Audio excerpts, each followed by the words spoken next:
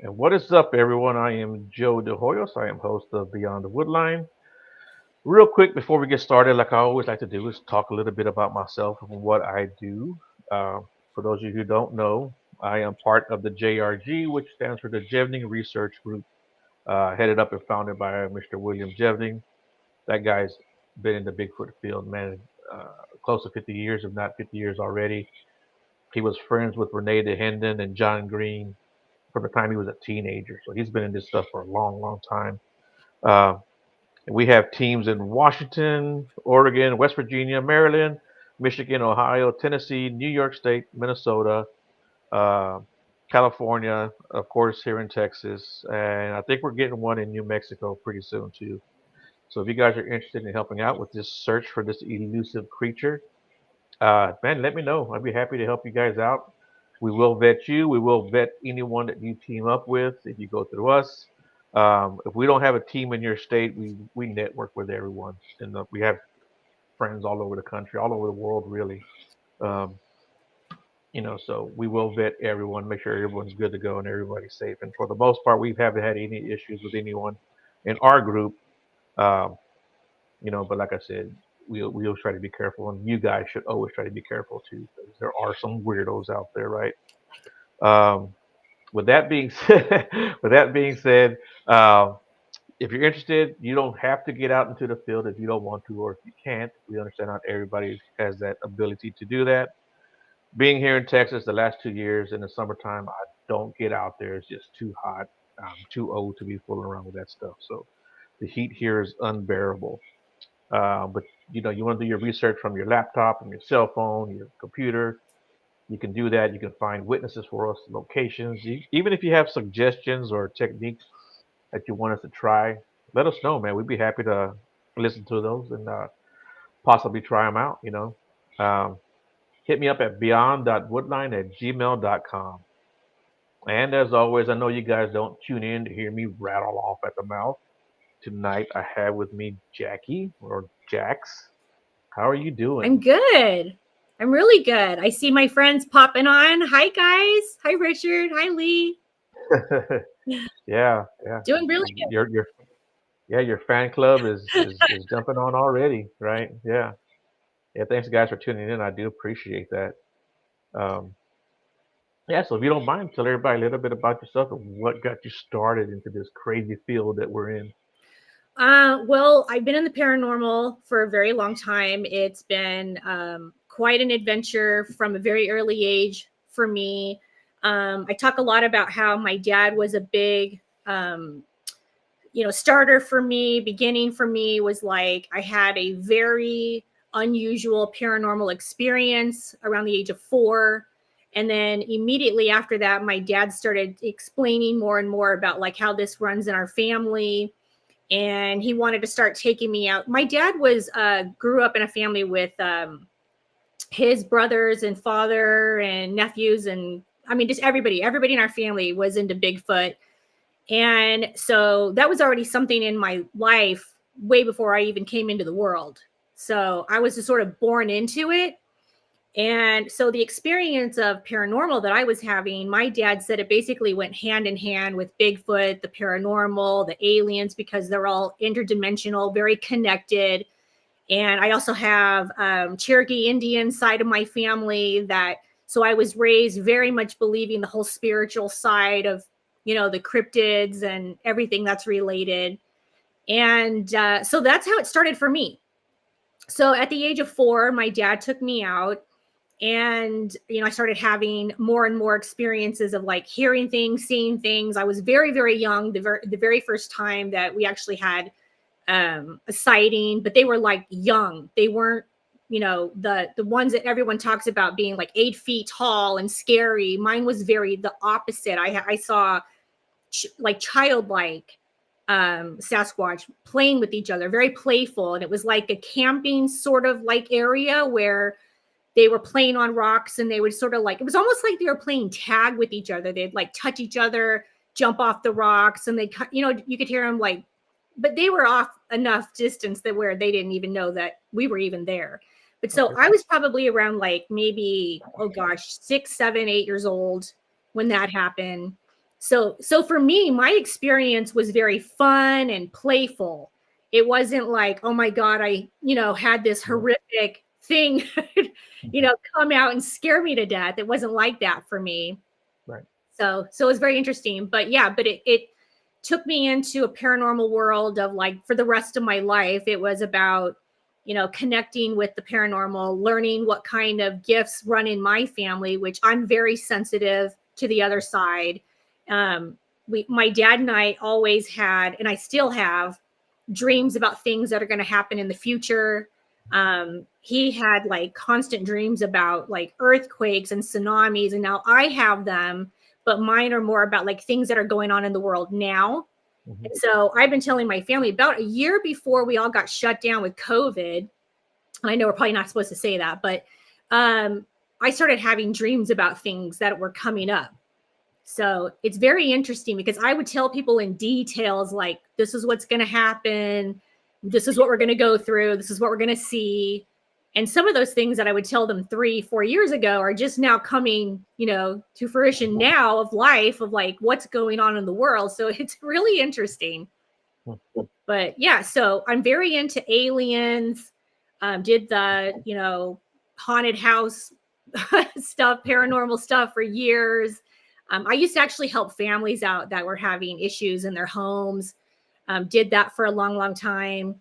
But my passion is like, going out and looking for Sasquatch. That's where my heart lies, is with, going out. I enjoy being in the woods and, well, any kind of environment that has like a Sasquatch type area, but like I'm completely at home when I'm out looking. Right. So I love it. Yeah. Yeah. And I'm the same way, man. I love being in the woods. It's like that's my zen place, so to speak. And I just love being out there. And Mhm. whether or not I get any activity or not, that's fine with me. Same. There's nothing better than sitting around a campfire with some good friends and good food and Yeah. a cold beverage in your hand. It's my Yeah. favorite thing, camping, being with people and having that interest. Like, I mean, I've gone camping many times where, maybe it might just be me or one other person in a huge group of people that want to go look, but I still have a great time. I love it. Like, camping's like my thing. I love it. Yeah. Yeah. Exactly. And so, like, real quick, let's go back to you said you had your first paranormal experience when you were 4. If you Yeah. don't mind, talk a little bit about that. And what were your thoughts as a 4-year-old kid? Well, for me, I've told this story a million times, and I have no problem telling it. And I say this too a lot. I feel like every time I tell it, it's almost like I'm right back in that time period Mhm. where I remember everything in detail.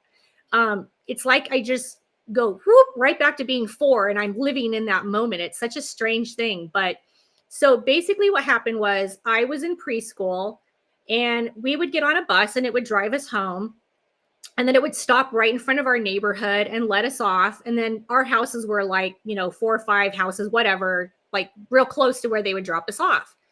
And I remember getting off the bus, and then there was this little gray Volvo, like a silver old 70s style Volvo. And I remember the window was down and there was this older gentleman in the car. And I remember him just kind of looking out and looking right at me and just calling my name. And I just heard, Jackie, come here. And I remember walking up, like I felt like I knew him. It was a very weird feeling. Like I didn't think, who is that? I don't feel comfortable with him. It was just like, I felt like he was just family. Mhm. And so I walked up and I remember him saying, get in the car, honey. I'm going to drive you home. Now, for any other parent in the world right now, you'd be thinking, like, God, don't do it. Don't get in the car. Like, I would kill my kids if they did that. But for some weird reason, I felt this comfort level with him. Like, I just felt like he was someone that I knew forever. And I'd never seen him before. So I get in the car with him. And now you got to remember, my house is only maybe like 30 seconds away if he drove me directly from where we were to my house. Like, it's that fast.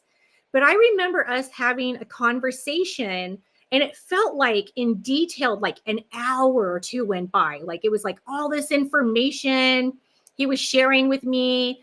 We talked about my family. We talked about his family. He asked me a lot about my sister and my parents and like how life was going for me. And it was just like a very detailed conversation. Next thing I know, he pulls up to the house and I go to get out of the car. And I remember saying to him, "Are you going to get in?" And he said, "No, honey, not this time. I'll see you next time. I'll see you later." And I said, "But don't you want to come and say hello?" And he said, "No, just give your mom and dad my love and tell them that Uncle Ben said he loves them and misses them." And I remember getting out of the car and walking in. And I mean, the very first thing I said, I opened the door and it was like the first thing that came out of my mouth was, "Hey, Uncle Ben said to tell you he loves you and misses you." And my parents like turn around like, "What?" And I remember my dad going, "What are you talking about?" And he goes, I go, "Well, he picked me up from the bus and dropped me off." Of course, my dad freaks out, calls the police. Now he's thinking like some guys in the neighborhood, he's trying to kidnap me, and I'm only 4. Mm-hmm. And so I remember him and my mom like flipping out. And then the more and more and more I kept talking, I very vividly remember my mom looking at my dad and going, "Oh my God, she's like you." And that's when I realized I didn't know that my dad had that gift. And I remember him going in the room, taking out this big, huge family album and plopping it open. And the very first thing I see is this family of it looked like about 20 people in this family. Now, this is an old time black and white photo. And I pointed him out immediately and I said, "That's him. That's the guy. That's Uncle Ben. That's who dropped me off." And my dad looked at my mom and looked at me and said, "Honey, he died before you were ever born. That's not possible that he dropped you off." And I said, "Well, he did. He just dropped." And so I started telling my dad in detail about the conversation that him and I had just had in the car. And he said, "There's no way she could know these things." And these were like, I guess, details he wanted me to tell my parents so they would know, or my dad would then know. Right. So immediately my dad sat me down and my mom said, "You're going to have to, explain this to her." And so I remember him sitting me down and just saying like, "Look, this is, something that he has as well and that runs in our family." And that's where it started for me. And so from then on, I saw him multiple times throughout life. I had several accidents, horrible things happened to me in my lifetime where I was in a horrible car accident. He was there. I was in a massive boating accident that capsized. I almost drowned. He showed up there. I was in a accident where I broke my back in a snow accident. He was there. It's just like, it's amazing. Hmm. I know why he's always been there. He's my guardian angel and I know that. Yeah. So Yeah, it's an interesting life. yeah, that's very interesting. It's also really amazing that he's around. Can you tell when he's around, or can you feel it? I can. Okay. Yeah. Okay. I can feel him. I can see him.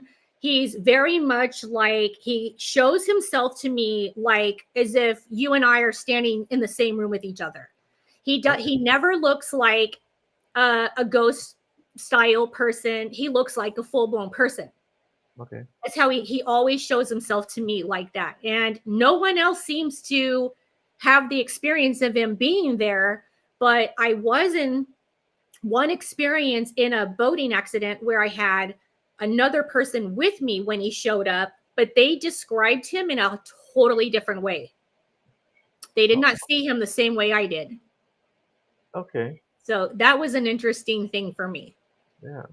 So I wonder if he took the shape of somebody that they knew, or The other person that was with me said he didn't know the person. He didn't recognize the person. It was a very weird situation where I got sucked under because when I got thrown out of the boat, the back of my head actually had hit a huge rock in the river and it cut the back of my head open and sucked me under. And I guess I was just swallowing mass amounts of water because I got knocked out.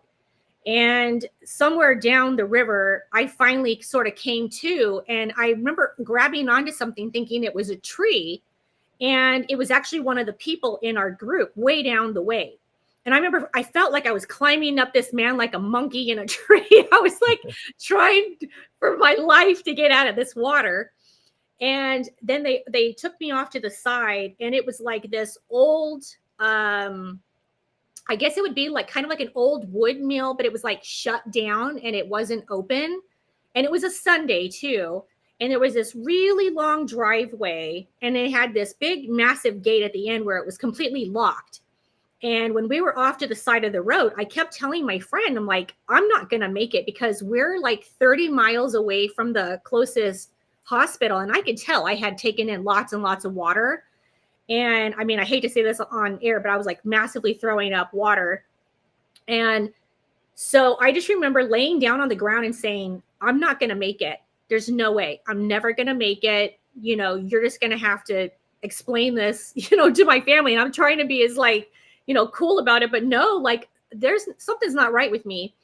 And all of a sudden, this white truck pulls up at this gate, which no one should be at because this place is closed down. He unlocks the gate and drives in, never says a word, but he comes around, gets out of the truck, comes around, picks me up, puts me in the truck. And that's when I was with my friend. And so when I described him later of what I saw and who it was to me, my friend described him in a completely different way. So it was very interesting. Right. And then so he ended up taking us out of the gate and driving me to the car. Never said a word to either one of us. Never asked what was wrong, if we were okay. Like, I mean, nothing. It was weird. Yeah. It was a strange situation.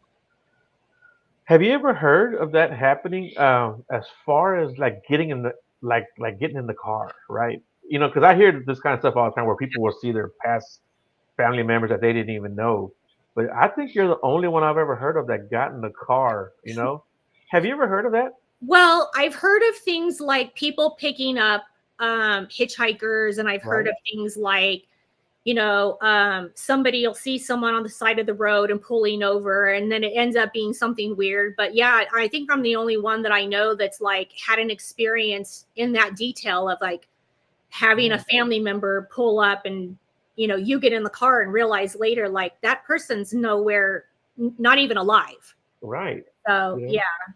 Yeah, that is strange because I've even heard of people like going to like old gas stations, old restaurants, and they're open and lit up and everything, and Yeah. then come to find out it's not even like there anymore. It's like dilapidated or just the foundation itself, right? I've heard of that kind of stuff too. Yeah. I've heard of stories where, like, I think I heard one guy told me about a story where there was a hitchhiker, and this was several years back, where I don't know if it was him or someone in his family, but a woman was picked up, and she was dressed to the nine. Like, he said she was really dressed up nicely, but hitchhiking, and they thought that was weird.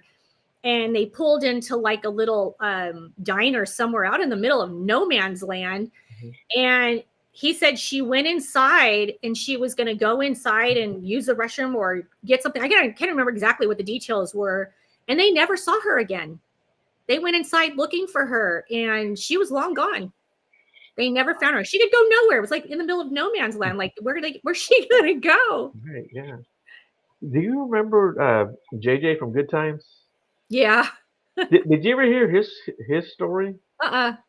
He had a story. They were up like north, like in Montana or something, and they were driving back, and it was I think it was like a last minute trip that they had to leave wherever they were at for whatever reason, and they were running out of gas, and the car actually cruised into this old gas station. It was empty. They went inside. It was like one of those old diner gas stations. They went inside, and they were talking to the guy, and they were like, "Hey, we need gas." He goes, I don't have any gas. I'm out, but there's a place up the road a couple miles. He goes, "Well, our car's out of gas. It won't make it." And he goes, "No, it'll make it. It'll make it." They go out there, start the car. It starts up. They drive to the gas station, get gas there, and they tell the lady, "Yeah, the guy down the road told us." She's like, "What guy?" And he tells them about the diner. He goes, "No, that diner's not there anymore. It's broken down. It's tore down or whatever, you know." Wow. So they drive back, and sure enough, it's like there's nothing there. And I was like, Wow. "Well, That would yeah, blow that's my mind. right. Yeah, yeah, so that's pretty cool." Um, you know, I've told this story a couple of times, but I want to tell it to you so that I can get your input on this. Mhm. So 2 years ago in April, my mom turned 72. It was her birthday, right? We had a big party for her. Well, it was there at the house. I say a big party. It was there at her house, but it was me, my brother, my sister, my sister's kids, my kids, grandkids, my mom's great grandkids, um, and then my dad's twin brother, which my dad passed away in 2012, but it was my dad's twin brother and my aunt, his wife. Um, this was on a Sunday. That Monday, my family was going to go to my dad's cemetery, to go and go visit his gravesite, right? Mhm. Um, it wound up raining really bad on that Monday. So that Tuesday, I actually called my brother because I didn't know that they hadn't gone. So I called him to see how the trip went because I knew it had been raining, and he's like, "Well, we wind up not going. It was raining really bad. It gets muddy back where my dad's at, right?" And there goes my mom. This is my mom. She says true story, right? So she's vouching for me, guys. So yeah. So I called my brother up, and he told me that they didn't go because it gets real muddy back there. So he goes, "But I got something to tell you." He said, Madison, which was my niece, she was 15 at that time. She came up to my brother at the party and was like, "Hey, I keep hearing Grandpa's voice, and he's saying that he's glad that Grandma had the party." And then there's my brother there too. He's another one that can vouch for me. Uh, so he's like, that Maddie said that she hears my dad's voice. He's saying he's glad that my mom's having a party. She deserves it. He's glad that we threw her the party, right? Mhm. And I was like, "Oh, that's cool." He goes, "Yeah, but when I called Uncle James to tell him that we're not going to go, which that's my dad's twin brother," he goes, "Yeah." He goes, "I got something to tell you. Your aunt kept hearing your dad's voice at the party. And he was saying that he was glad my mom's having a party. She deserved it. And that when her time comes, he would be there." But these are two different people at the party, and neither one of them knew that they were hearing the same kind of a message. What are your thoughts on that? I mean, listen, I totally believe that you can hear spirit. I grew up hearing spirit myself, and it's something that I feel like you can actually hear with your ears and, thoughts. I get that as well, where I think like I'm hearing something, but I think more it's like thoughts. But I have heard spirits speaking. Like there's so many times when people go on investigations and you're picking up voices and people are hearing voices, Right. and it doesn't have to be on a recorder. So yeah, I 100% believe that that's completely capable of happening. I've had it happen to me. I've heard Mhm. spirit voices where I'll be like, I know exactly who that is. Yeah. Yeah, Yeah. it's amazing. Yeah. And I think it's Yes. amazing. I think it's really kind of beautiful, really. Oh, it is. Yeah. Absolutely. Absolutely. So So, 100%. with saying that is beautiful, let me ask you this: have you ever been scared? Um, I it used to take a lot for me to get freaked out by something. The one and only time I would ever say that I was like really scared um was a paranormal investigation that I went to in Ventura, California, where I actually had something attach itself to me. I had a huge connection with this woman that had hung herself. I requested to stay in her room. I was actually with another person as a friend, and we were doing an investigation, and it went on for like a solid probably 45 minutes that we were connecting. And every single thing we asked the spirit to do, it did. And I mean, we had like equipment that we would say like, okay, make this go to like 16.4 or whatever, and for 45 straight minutes this kept going on and on and on. And I kept saying over and over, like, if you want to come sit by me and you want to brush my hair, or if you want to wear my dresses. And I was very inviting and felt very comfortable to connect with his spirit. Well, for whatever reason, I left there, and I normally don't do this because this is something that I'm very strict about doing in a haunted location is closing out when I leave. And I say very respectfully, you cannot come with me. You cannot, leave here. You cannot be with me. You're going to have to disconnect from me here and stay here. And I did not do that. And I went home and I became like a completely different person. And everyone who knows me knows I'm like very happy and like, positive. And I'm just like always very, easygoing and just like I have a lot of life, and I all of a sudden out of nowhere was like horribly depressed and sad. And I was crying all the time. And it was just everything negative I could think of. I was thinking about literally like horrible thoughts. And this went on for about 8 weeks. And I was contacting nobody, no friends, no family. And a girlfriend of mine reached out to me and said, what is going on with you? I haven't heard from you. And I started telling her what was going on with me. And she is a Reiki master. And she said to me, you get over to my house immediately. We're going to clear this. And when I realized after and I felt release from it, that scared me that something could, control you, basically take over your mind, your body, your thoughts, your emotions, like everything. And that's probably the one and only time I really felt freaked out. Outside of that, I had one experience of sleep paralysis where I felt like there was like a demon sitting on top of me. And that scared the bejesus out of me. So like big time freaked me out. And I had recently brought in 2 haunted things that I had purchased. One was a brick from a location, and the other one was like a light globe kind of thing from like an old theater. And I had just bought them. And for whatever reason, I don't know why, I decided to bring them into my house. But it was that very night that it happened. And I immediately got rid of them. I was like, that's it. They can't be here. That's what's going to happen to me. No thanks. And I never had it again. Thank God. Because if you've ever had that, that is a horrible experience. Yeah, I've had that happen to myself once also. Yeah, that's not very Not nice. fun. Yeah, it's not fun at all. Yeah, and that actually kind of shook me up for a little bit.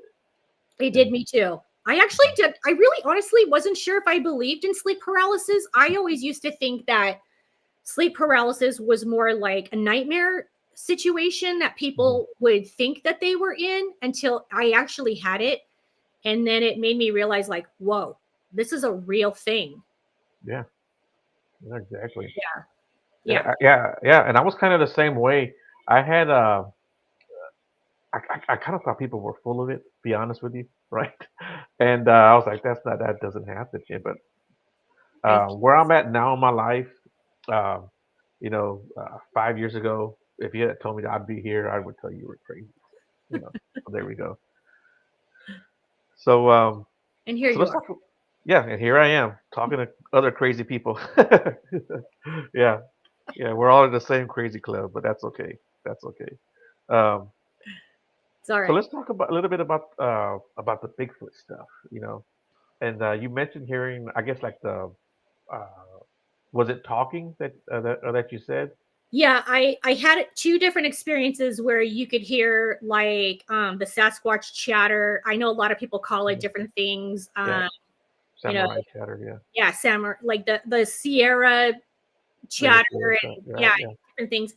And my experiences, the first one happened in, I was just saying earlier, northeast Texas. And the other one was in Northern California, up near Willow Creek, where actually is the exact area of where the Patterson Gimlin film. It was like I was trying actually to get up to that location to go investigate, because I thought, well, why not go there? It's like such a famous spot of actually having some real footage. So why not go and check it out and enjoy it? Well, the person that I drove up there with, we were actually on the road on our way up there, and there was an avalanche that had came down. We were out there in the middle of February, which was insane because it was like 4 degrees and we were freezing our butts off. But we ended up like basically coming back down the hill, and we found this little offside road. And so we ended up going down there and setting up camp. And we ended up hearing it the first night that we were there. And I remember it very vividly, of like exactly the same noise where it's almost like, it's like almost like puppet like. And it reminds me of like Ewoks from Star Wars, like Yeah. Okay. Yeah. yeah, like a mumbling. It's so hard to explain how it sounds, but it was a very interesting night for me, because it was like I could hear the talking, and you're almost trying to make yourself believe, like, okay, that's probably some hikers down the hill, and I can hear them, but not enough, right? And then you start realizing, like, no, I've heard that sound before. And then the weirdest noise, which is I've never heard before, was I was laying in the tent, and I could hear this styrofoam cup being dragged, like as if somebody was literally taking it by hand and intentionally dragging it along like the dirt road. And it was going around and around, like where I was sleeping in the tent. And the person that I was camping with was like, I'm out of here. Goes and gets in the truck and locks himself inside. And I'm like, well, I'm staying out here. I'm sucking it up. I'm staying. Yeah. Yeah. And so I got something to add to that, but I just want to answer the question real quick. Barbara says, I've seen the Hat Man when I woke before. Anyone ever experienced that? Yes, I have. I have experienced that. I wanted to talk about it, but this is my guest, so I didn't want to talk too much about it. But I have. And my sister said her son has. And we know somebody else who also saw him in the same house that I used to live in. Yeah. So, yeah, I will talk later, Barbara. So, Well, yeah. just So, to add to that really fast, I was going to say, I personally haven't seen the Hat Man, but my 15-year-old son has. And oh, he wow, has really?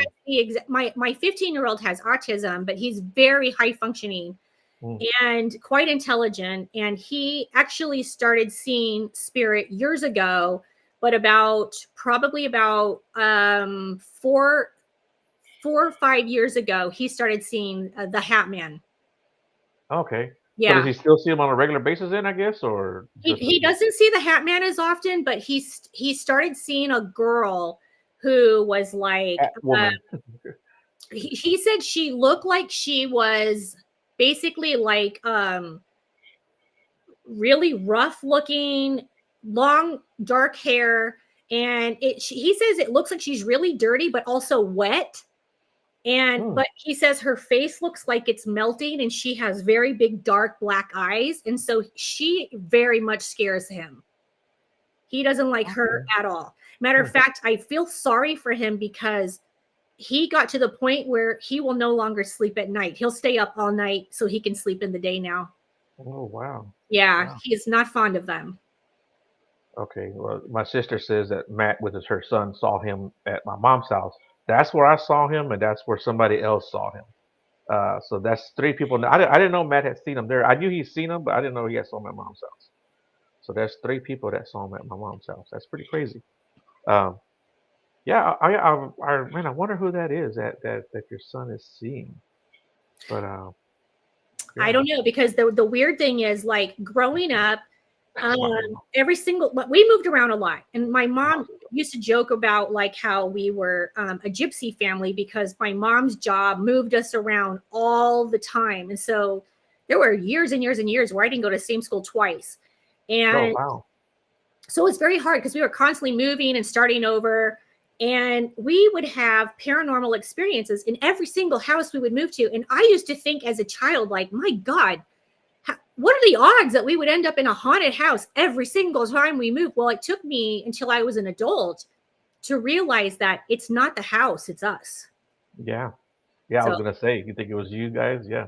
yeah, Yeah. 100%.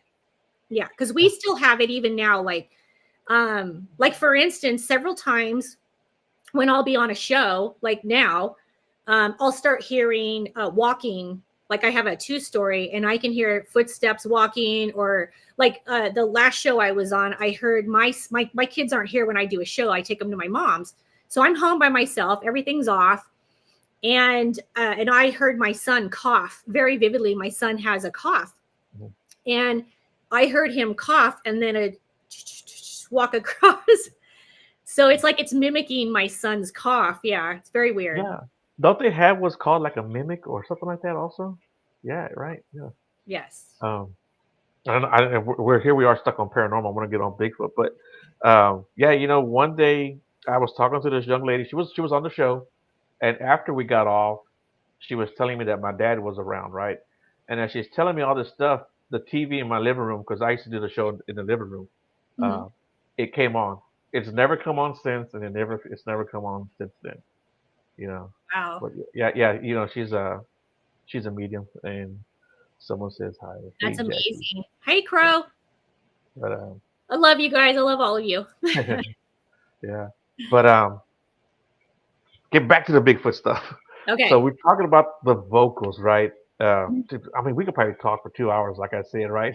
This would be one of those conversations.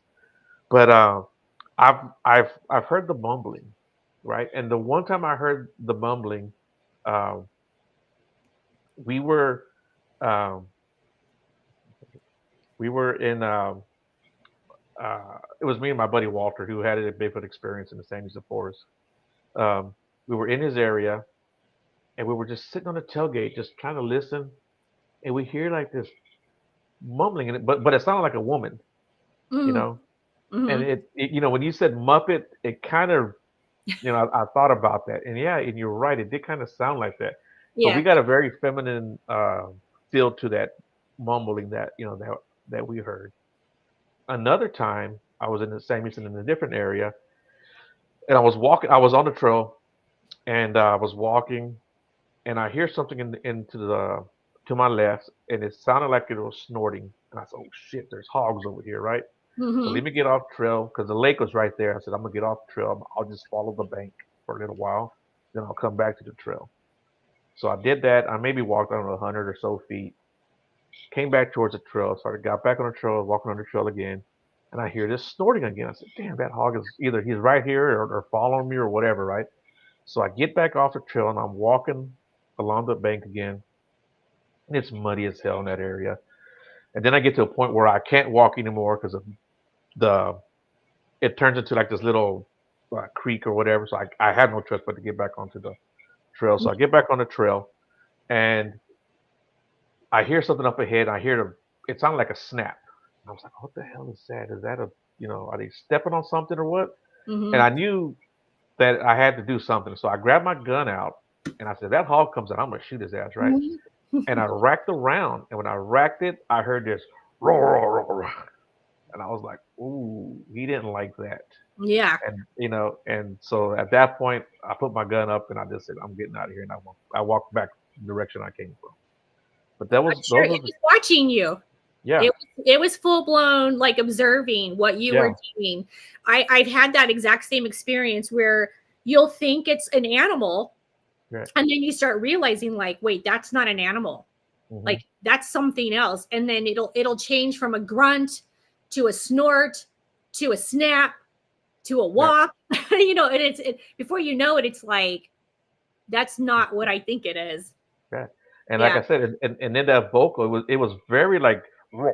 It was Well, very deep, yeah, it's like a deep guttural kind of like you think like, okay, if it's gonna talk or roar or something, it's gonna be deep hmm, and guttural. And I've heard things where it's like it shook me to my core yeah, of like, holy crap, that's close. yeah, yeah. And then one day we were out at another section, and a friend of mine had told me to take a dog whistle and to blow the dog whistle, right?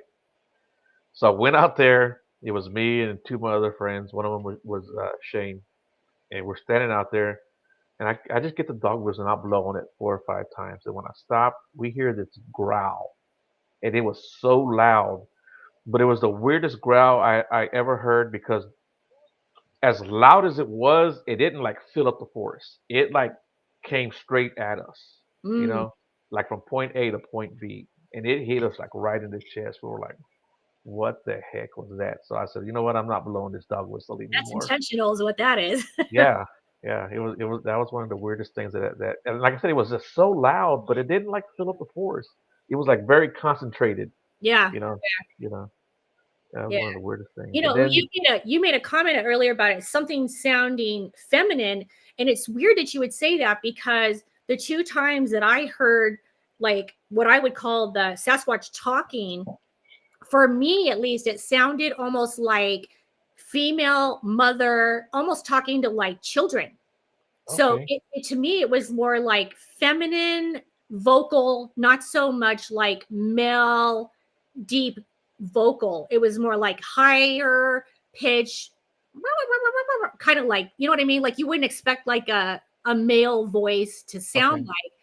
And then it sounded almost more like juvenile. So the very close experiences that I've had, I feel like have always been really close to more of like the younger ones and the female ones. okay, okay, yeah. So I guess it was last October, November. I can't remember when it was. It had to be November.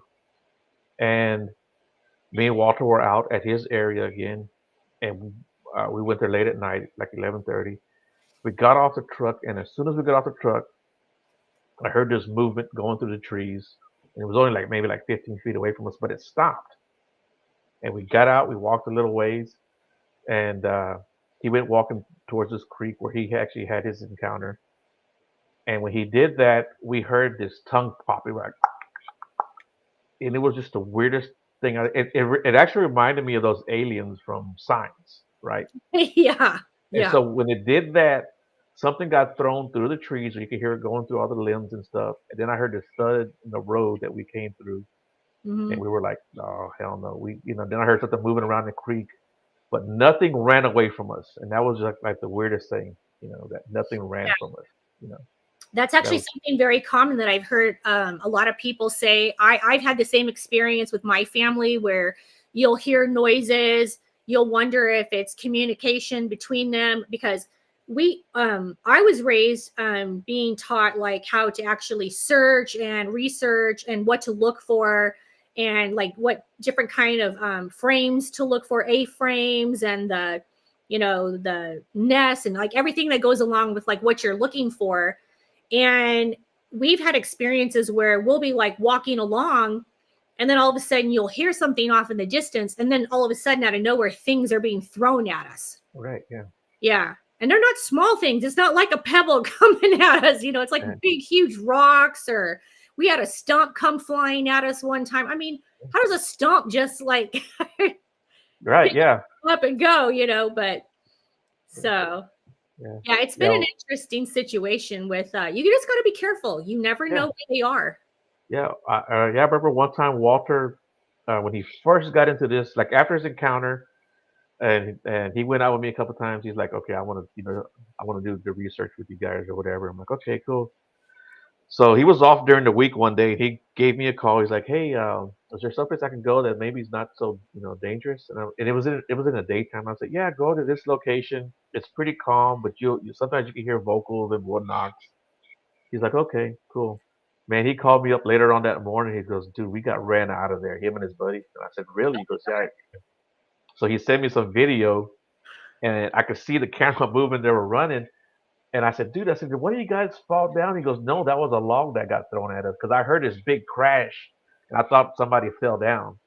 He's like, Yeah. no, that was a log that got thrown at us. I said, Yeah, oh, they'll pick up full blown trees, like I just pull it right out of the ground and yeah, toss it. Like it, I mean, they're enormously strong, yeah, creatures of the woods that I mean they could tear us up in a heartbeat. So you got to oh, be careful.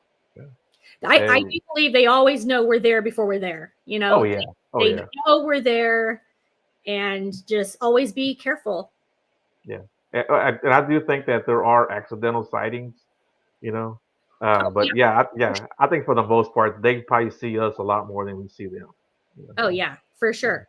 I mean, yeah. those usually you'll hear the stories of people saying like, "I didn't even believe in Bigfoot," Right. and they'll be the ones that see it, and I'm like, "What do I have to do? Start saying I don't believe? Like, Yeah, yeah, yeah. It's I don't believe exactly. in you. Come Yeah, out." Yeah, yeah. I've had people tell me that, man. I thought people were crazy, or I thought they were full of it. I just thought they were just making it up. And yeah, I think Yeah. those are probably the best witnesses. I think. And Richard Steele says if a chimp can rip your face up, a Sasquatch can leave can heave a log at you. Yeah, Did you know you? we I actually found a hog out there in that same area with his head ripped off, and there was no head to be found. You know, there were no bullet holes, no stab wounds, no arrow wounds, nothing, just no head. And he was a big hog. He's probably about a 200-pound hog. And, yeah, Yeah, the last time I went out, it's been a couple years since I've gone out, but the last time I went out, my partner at the time had gone out, like I think it was like the weekend before, trying to scout out a location.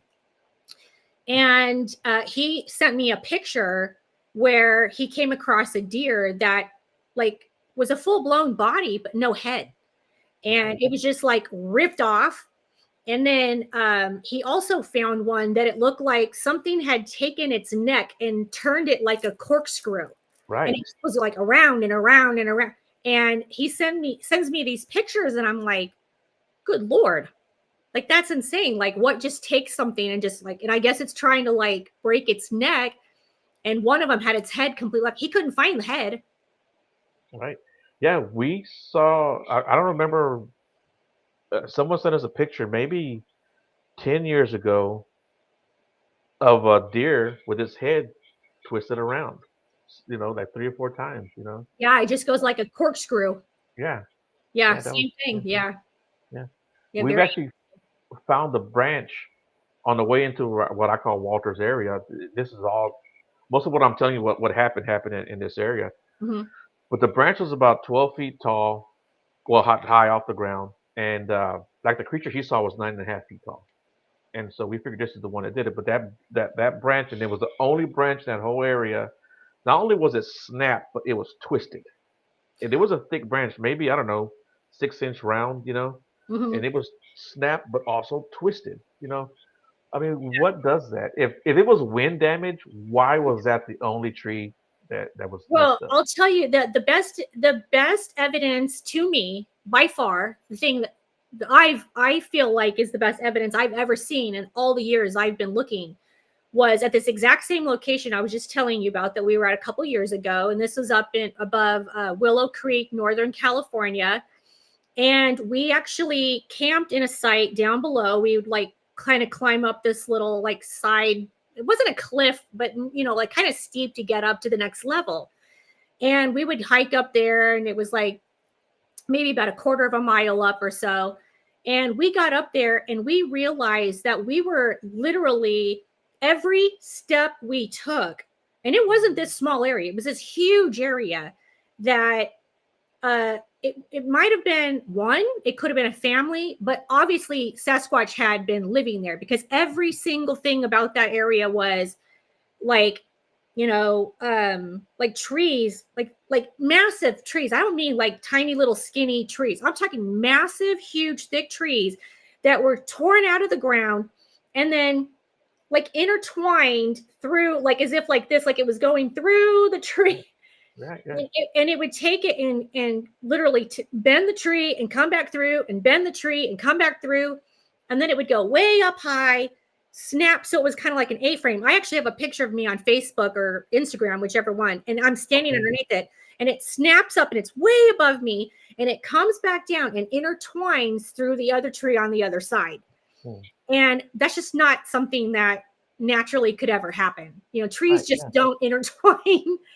But that was by far to me like the best evidence of there's no man's gonna go up in the middle of nowhere in the mountains right. and A plant. place where you're not going to get heavy equipment in there. No, Yeah, no. yeah, And so when we found that, we were just, I mean, mind blown. We were just right, like, there's no way, right, no way a human could do this. I mean, not right, even a group of humans would do this. right. Yeah. It was crazy. So, It was all over the place. so I've only seen this one time uh, from a picture that a friend of mine sent me from Louisiana, and but I had always heard about it, and that's where people would talk about the tree being upside down, stuck down in the ground, right with the roots up. Yeah. I had never heard anyone like really confirm it, and like I've always heard people talk about it, right? Yeah. But I've never had anyone confirm it with me. Well, she came across this tree that was upside down. You're talking a full grown tree that Massive was tree. upside down and stuck in the Yeah. mud. Yeah. You know, and it's in a place where you need heavy equipment to do that. You know, so Yeah. I wonder, you Straight know, up with the roots out. yeah, Yeah. yeah, that's crazy. You Yeah. know, Yeah. yeah. It's insane. I actually went squatching down in New Orleans several times, and it's probably the one and only place that makes me feel uncomfortable. Hmm. Like, you have a tendency to feel kind of creeped out, and like, for me, I can go up in the woods. Now if I'm with someone, I feel totally safe, like, I'm not going to wander off by myself. But just sort of like, even in a group situation, it's just an uncomfortable place to be. It Hmm. has this very dark vibe that just doesn't feel comfortable at all. Like, we were there looking for Rougarou and having a good time. Joey. So yeah, we have an old friend Howard that lives down there, but yeah, anyway, I stopped going because it just was like a very dark, uncomfortable feeling of like, I shouldn't be here. And a matter of Right. fact, I even got kind of lost one time. We were camping, and I remember hearing something, and I got up to go check it out. And I probably felt like I was like no more than about 50 feet away from my family. And I ended up getting lost somehow because I kept hearing something over and over and over. And I thought I'd only gone so far because I never really go off without my family. But they got up looking for me. They were looking all over for me and couldn't find me for the longest time. And I felt like something was drawing me in there. Mhm. And that's not like me to wander off in the dark alone. So that was weird. Right. I wonder what that was. Or did you ever get a good feel for what that was? Hmm. No, it was just a very uncomfortable feeling of just like something wanted to pull me further away. And it just, at one point, I just sort of like thought, if I keep walking, no one's ever going to find me. So, and it was Mm. like over an hour later, I could hear someone yelling my name. And I thought I was like, really close to the camp. And I thought, how did I get out so far? Yeah. And they said that I had walked off like maybe a mile away or something. And Mm. I can't remember how far I was, but they were shocked at how far I went. But I didn't You think know, I went that far. yeah. Well, one day I was in I was in an area that I always go in, and I had a and I got lost. I got lost. I don't know what happened, but I got lost, and I um I couldn't find my way out. And it was in an area that I still go to this very day. you know, and it I just felt like I didn't feel like I was disoriented. I didn't feel Mm. like I was any kind of way mentally messed up or anything. I don't know what you know, but I just didn't recognize anything where I was at. And I happened to look down at my phone. I said, let me pull up my maps. So I put Mhm. up Google Maps, and I saw these ponds where I knew they were at, and they weren't that far away from me. And I was just like, That's I mean, they crazy. were maybe, yeah, they were maybe like 150 feet away from me, but I didn't know where I was at. It was just one of the strangest things. I've heard other people say that they've gone out in places that they've been a million times, Right, and somehow they'll end up lost. And they're like, I know these woods like the back of my hand. Like, I'm always out here. And even they'll get lost. right, yeah, It yeah, makes you wonder, like, is something messing with us? Is something pulling us out further away from people? Or, is it like somehow mentally getting us to go out there? Like, it makes me wonder, but I don't know. But it was the one and yeah, only time I ever did anything like that. And my family knows me. They're like, that's not like you. yeah, yeah. And so it makes me wonder about some of these tales from like different, I don't know, creatures or entities that they say have this, power, like, that to Yeah. confuse people Yeah. or to call them in or to make them feel like. you need to come here, right? Yeah. So it makes me wonder about stuff Yeah. like that. Well, New Orleans is such a, it's got such a dark history to Right. begin with. Right. And, my family really originated in the South. And so I grew up hearing all the voodoo and the superstitions and all the things that, you shouldn't do and stay away from and all that. And here I am out there poking the bear, Right. Yeah. like, wait, what? You're not supposed to do that? Okay, I'm doing that. Watch me hold my beer. Yeah, hold my beer. I'll be back. Let's see. Exactly. Well, Miss Jax, we're ready coming up on our hour here. You know. Went by fast. Yeah, it went by fast, man. I gotta have you on because we didn't even talk about the alien UFO stuff yet. Have me back on. We'll talk about it Yeah, then. yeah. We'll dedicate an hour to that. Yeah. But yeah, if you don't mind, why don't you give out your contact, your social media, whatever you want to talk about, whatever you got going on, you can talk about it, promote it. Well, right now, the next thing I have going on is you can catch me in Reno. I'll be there for an event with Space Out Radio.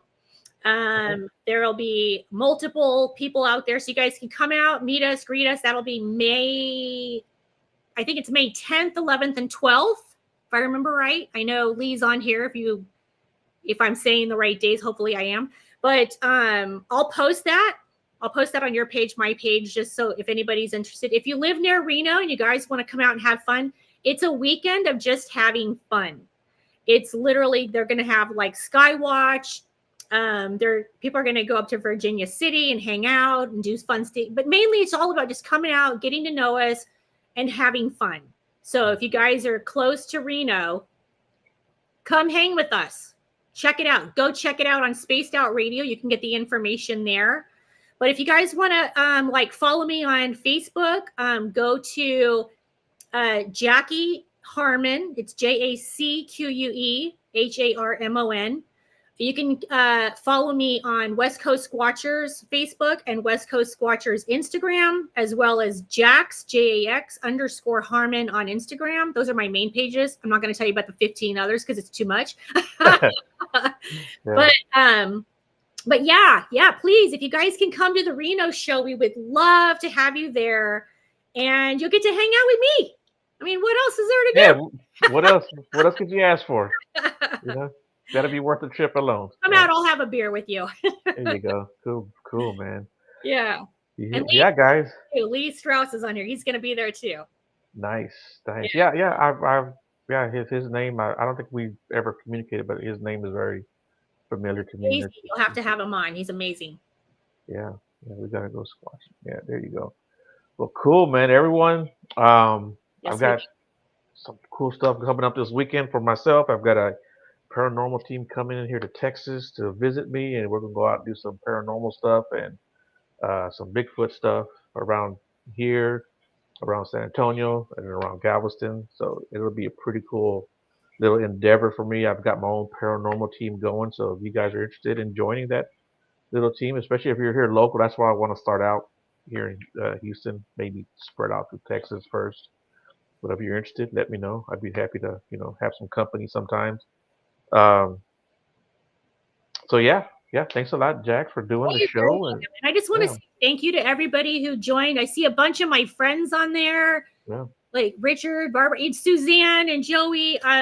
Good friend of mine and his girlfriend are watching. I'm not sure if he's on, but I know she's on. So hi, Suzanne. Thanks for joining. Yeah, thank you guys. Yeah, thanks. Love you guys. Love you all. Yeah.